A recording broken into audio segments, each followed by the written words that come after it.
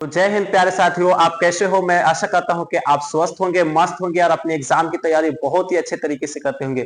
तो मेरे प्यारे साथियों, आज का ये क्लास बायोलॉजी से चैप्टर नंबर 4 है उत्सर्जन। तो इसको हम लोग बहुत ही बिल्कुल आसान भाषा में हम लोग समझेंगे। दोस्तों, मैं आशा करता हूं कि आप क्लास को देखते हैं ना तो 100% आपको समझ में आता होगा और लाइफ में आप कभी नहीं उत्सर्जन को भूलेंगे। तो चलिए दोस्तों, हम लोग सबसे पहले जानेंगे उत्सर्जन के बारे में। तो सबसे पहले इसका हम लोग यहाँ पे निकाल देते हैं उत्सर्जन। तो उत्सर्जन किसे कहते हैं, तो उत्सर्जन किसे कहते हैं आप ये बड़ी अच्छे से जानिए।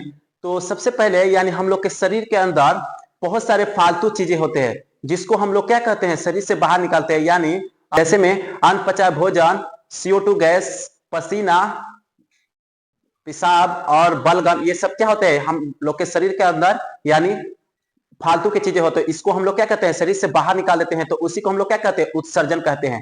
तो एग्जाम्पल में आप ये समझिए यानी उत्सर्जन किसे, असल में यानी आप देखते होंगे क्लास में बहुत सारे बच्चे होते हैं, लेकिन उसमें से क्या होता है, कोई एक बदमाश बच्चा होता है, उनको क्या करते हैं, टीचर बाहर निकाल देते हैं।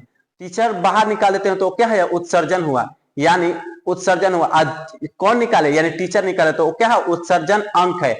और निकाला गया तो वो क्या हुआ, उत्सर्जन क्रिया हुआ। और जो बच्चा निकला उस वो क्या हुआ, उत्सर्जन पदार्थ हुआ। तो मैं ऐसा करता हूं कि उत्सर्जन आपको समझ में आ गया। तो चलिए दोस्तों, अब थोड़ा हम लोग परिभाषा से समझ लेते हैं। यहाँ पे उत्सर्जन के यहाँ पे कुछ हम लोग परिभाषा से हम लोग समझ लेते हैं। तो सबसे पहले उत्सर्जन यहाँ पे अपशिष्ट पदार्थ यानी खराब पदार्थ यानी शरीर से बाहर निकालने की क्रिया को उत्सर्जन कहा जाता है। जो अंक इन पदार्थों के शरीर से बाहर निकालते हैं उन्हें उत्सर्जी अंक कहते हैं। यानी उन्हें क्या कहते हैं, उत्सर्जी अंक कहते हैं। तो इसका मुख्य रूप से उत्सर्जी अंक कितना होता है, 5 होता है। तो इस 5 को भी हम लोग बड़ी अच्छे से समझेंगे। तो चलिए दोस्तों, इसको हम लोग क्या करेंगे, यहाँ पे सबसे फर्स्ट में है यहाँ पे त्वचा। यहाँ पे 1 नंबर में है त्वचा। तो त्वचा किसे यानी किसे कहते हैं, तो त्वचा यानी यहाँ पे चमड़े को कहा जाता है, स्किन। तो देखते होंगे इस चमड़े में छोटे छोटे छिद्र होते हैं जिसके जरिए आप धूप में जाते होंगे तो क्या होता है, पसीना खूब निकलता होगा।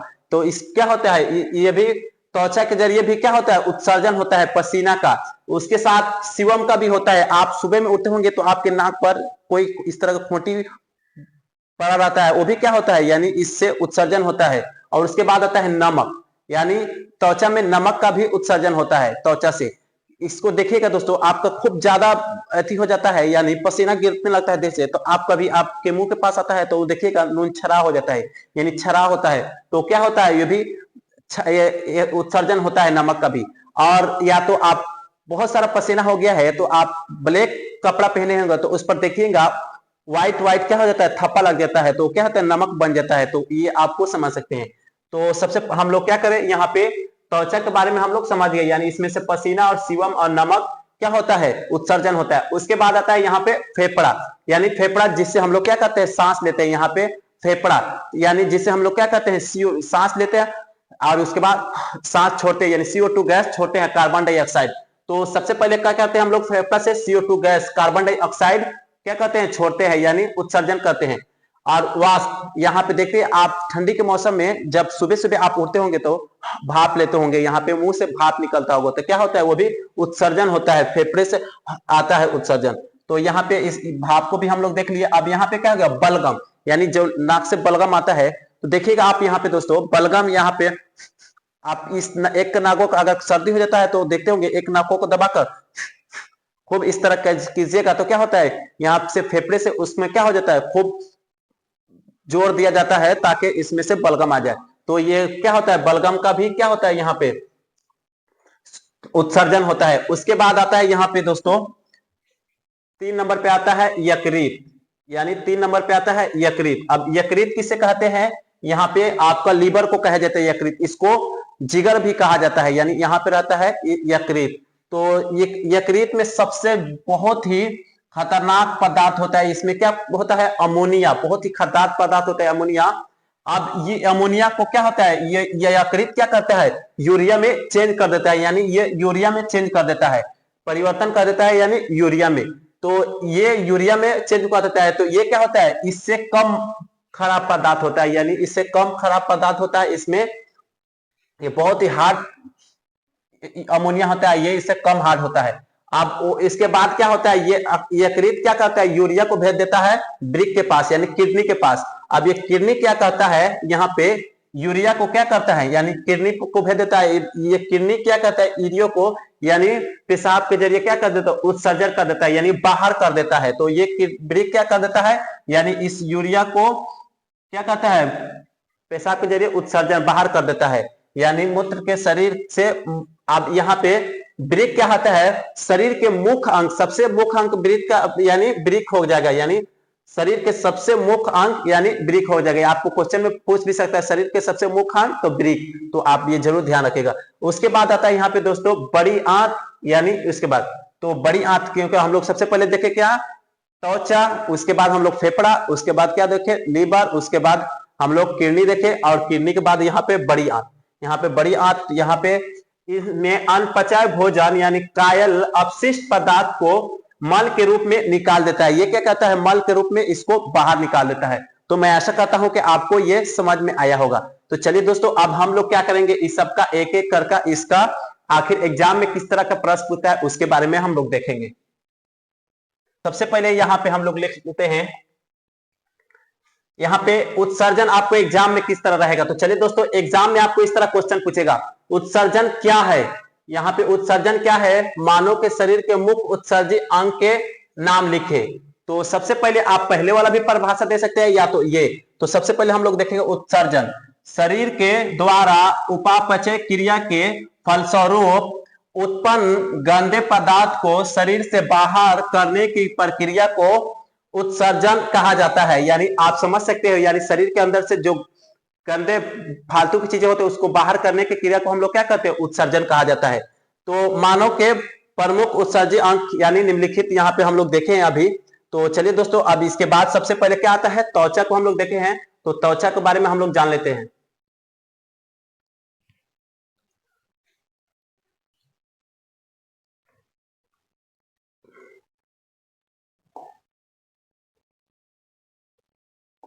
तो सबसे पहले आ गया यहाँ पे त्वचा यानी स्किन। तो अभी हम लोग देखे स्किन यानी चमड़ा को कहा जाता है।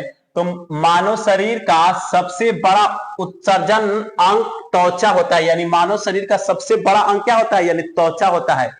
त्वचा होता है। इसमें पसीने की ग्रंथि पाई जाती है। इसमें क्या, पसीने की ग्रंथि पाई जाती है। त्वचा में छोटे छोटे छिद्र होते हैं, यानी छोटे छोटे छिद्र होते हैं जिनसे पसीना बाहर निकलते हैं, जिनसे छोटे छोटे छिद्र होते हैं जिससे हम लोग क्या के शरीर से पसीना बाहर निकलते हैं। ये शरीर के तापमान को संतुलित रखता है। ये शरीर के तापमान को क्या करता है, संतुलित रखता है। देखिएगा जिनका पसीने नहीं होते हैं तो उनको धूप बर्दाश्त नहीं होगा, वो धूप में जाते हो उनको बहुत ज्यादा तेज धूप लगने लगता है। तो ये रहा दोस्तों त्वचा। अब हम लोग क्या करेंगे, यहाँ पे 2 नंबर फेफड़ा के बारे में हम लोग जान लेते हैं बारे में। तो 2 नंबर पे आता है यहाँ पे फेफड़ा। तो फेफड़ा यानी जिससे हम लोग क्या करते हैं, सांस लेते हैं और उसके बाद CO2 कार्बन डाइऑक्साइड छोड़ते हैं। तो चलिए दोस्तों, इसको भी हम लोग अच्छे से देखते हैं। यहाँ पे फेफड़ा ये मानव का प्रमुख उत्सर्जी अंग है। ये मानव का प्रमुख उत्सर्जी अंग होता है, जिसकी संख्या एक जोड़ी होती है। यहाँ पे एक जोड़ी होता है, यहाँ पे एक छूट गया है टाइपिंग में, एक जोड़ी होती है। ये शरीर के अंदर निर्मित CO2 गैस को यानी निर्मित CO2 गैस को शरीर से बाहर निकालने का कार्य करता है, यानी CO2 गैस को बाहर निकालने के काम करता है। इसके अलावा ये लहसुन और मसाले की दुर्गंध को भी बाहर निकालने का काम करता है। तो ये कहा हुआ फेफड़ा, यानी जिससे हम लोग क्या सांस लेते हैं और फिर से CO2 गैस छोड़ते हैं। तो ये फेफड़ा कहा। तो मैं आशा करता हूं ये भी समझ में आया। चलिए दोस्तों, इसके बाद हम लोग यकृत के बारे में हम लोग देखते हैं। इसको भी यकृत को हम लोग बड़ी अच्छे से समझेंगे यहाँ पे।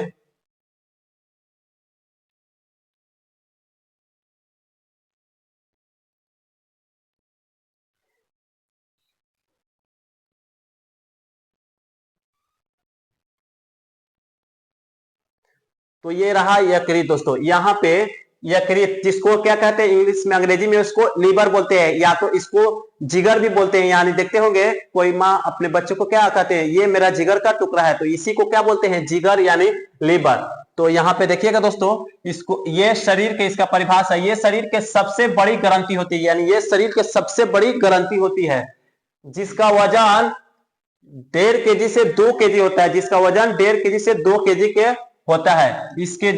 इसमें जिगर, इसको जिगर भी कहा जाता है, यानी इसको जिगर भी कहा जाता है।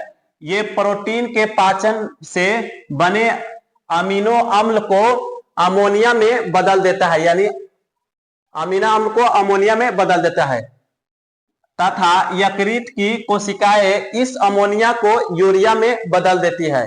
यानी और यूरिया को, जो अमोनिया को यूरिया में बदलता है, इसको क्या होता है, ये यकृत भेज देता है किसके पास, यानी किडनी के पास भेज देता है, और किडनी यानी उसको क्या कहते हैं, यानी वो पेशाब के जरिए उत्सर्जन कर देता है, यानी बाहर निकाल देते हैं। तो यहाँ पे देखिएगा, इसको, इसी को हम लोग क्या बोलते हैं, यानी इसको यकृत, लीवर। तो इसका वजन लगभग 2 केजी होता है, तो 2 केजी आप समझ सकते हैं लगभग इतना होता होगा। तो इसको हम लोग यहाँ पे देखेंगे, आप देखिएगा ये चित्र में, यहाँ पे ये छोटी आंत और बड़ी आंत, ये अमाशय, यहाँ पे अमाशय के जस्ट ऊपर यहाँ पे क्या है, लीवर, यहाँ पे देख सकते हैं इससे कितना बड़ा है। तो ये होता है लीवर, जिसको अंग्रेजी में क्या बोलते हैं, जिगर भी बोलते हैं। तो दोस्तों, इसके बाद हम लोग जो चीज बचा है इसको आगे वाला क्लास में देखेंगे। तो दोस्तों, ये क्लास आपको कैसा लगा जरूर आप कमेंट करिए। तब तक के लिए दोस्तों, जय हिंद। और अगर हमारे YouTube channel RH math classes को सब्सक्राइब नहीं किया तो प्लीज हमारे YouTube channel RH math classes को सब्सक्राइब करें।